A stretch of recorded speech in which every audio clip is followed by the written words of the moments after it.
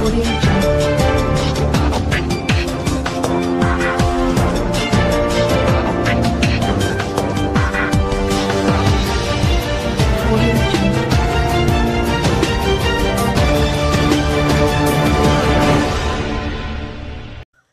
নাবালিকাকে ধর্ষণ করার অভিযোগে অভিযুক্তকে যাবজ্জীবন সাজা শোনাল বারাসাত পক্সো আদালত।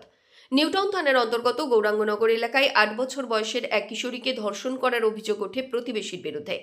অভিযুক্ত প্রতিবেশীর নাম পাপ্পু বণিক। ঘটনাটি ঘটেছিল 2019 সালের 24শে অক্টোবর।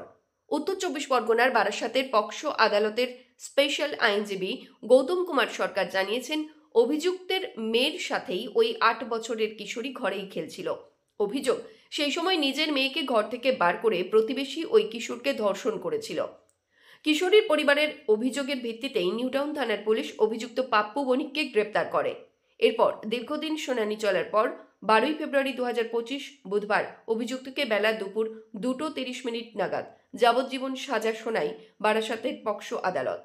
পাশাপাশি আদালতের পক্ষ থেকে 50,000 টাকা জরিমানা করা হয়েছে অভিযুক্তকে। আপনারা দেখছেন বিশ্ব দরবার সংবাদ। সবার কথা সবার মাঝে, বিশ্ব দরবারে। বারাসাত থেকে নিজস্ব প্রতিনিধি, বিশ্ব দরবার সংবাদ।